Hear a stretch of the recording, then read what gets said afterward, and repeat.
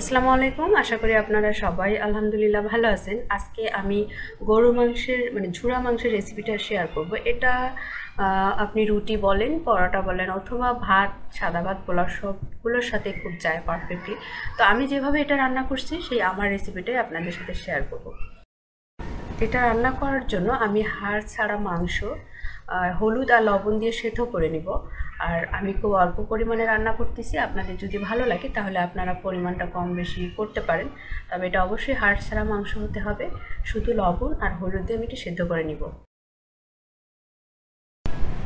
তারপর একটা কড়াইতে তেল যখন গরম হয়ে যাবে, পরিমাণ মতো তেল, ওখানে আমি দুটো এলাচ, পরিমাণ মতো 2 টুকরা দারচিনি আর তেজপাতা একটা চিড়ে আমি একটু গরম করে নেবার পরে এখানে যথেষ্ট পরিমাণ রসুন, আমি চাচ্ছি রসুনটা গোটা গোটা থাক। আর পেঁয়াজ দিছি, এখানে পেঁয়াজ আছে 4টা মাঝারি সাইজের, আর দেশি রসুন আছে 4-5টা। মানে যে আমি চাচ্ছি যে মাংসটা যেন পেঁয়াজ আর রসুন একটু কাঁচা কাঁচা থাকে, এই জন্য ওগুলো গোটা মোটা করে কাটছি। আর মাংসটা সেদ্ধ হয়ে যাবার পর আমি যখন মাংসটা ঠান্ডা হয়ে গেছে তখন শিলপাটা দিয়ে আমি এরকম ঝুরঝুরা করে নিছি। শুধু শিলপাটা দিয়ে কাজটা হয় নাই, শিলপাটা দিয়ে একটা বাড়ি দিয়ে তারপরে হাত দিয়ে ছিঁড়ে ছিঁড়ে আমি এরকম ঝুরঝুরা করছি। তারপর পেঁয়াজটা কিন্তু আমি একদমই খুবই সামান্য পরিমাণ, যখন একটু ভাজা হয়ে যাবে এই পরিমাণে এই অবস্থায় থাকবে, তখন সেই অবস্থায় আমি বাটা মশলা দিয়ে দিব। আমি পেঁয়াজ এবং রসুন মাংসের সাথে রাখতে চাচ্ছি, এই জন্য বেশি ভাজবো না। দিলাম আদা বাটা, রসুন বাটা, তারপর এখানে সবগুলো মশলা দিয়ে আমি এখন পেঁয়াজ রসুনটা ভুনা করব। তারপর গরম মশলা গুঁড়া। গরম মশলা গুঁড়া বলতে এখানে সব কিছু আছে, এলাচ, দারচিনি, তারপরে তেজপাতা।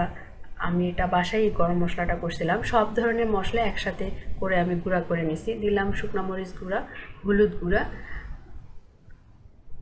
তারপর দিব স্বাদ মতো লবণ। পরিমাণ মতো লবণটা দিয়ে এখন আমি মশলাটাকে কষায় নিব খুব ভালোভাবে।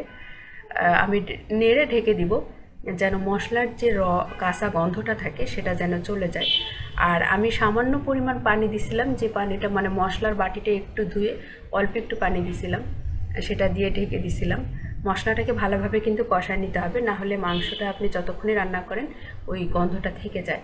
এবার মাংসটা ঢেলে দিয়ে আমি 1/2 কাপ পানি দিব।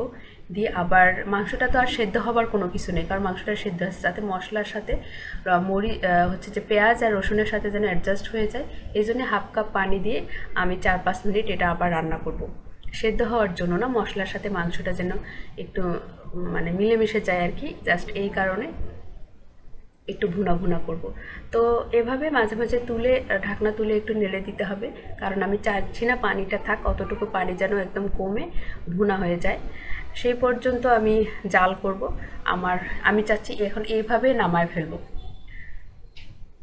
আমার তরকারিটা হয়ে গেছে। আমি এভাবে ঝুরা মাংসের ভুনাটা করি, এক একজনের রেসিপি এক এক রকম। আমার রেসিপিটা যদি আপনাদের ভালো লাগে ট্রাই করে দেখতে পারেন, হোপফুলি আপনারা হতাশ হবেন না।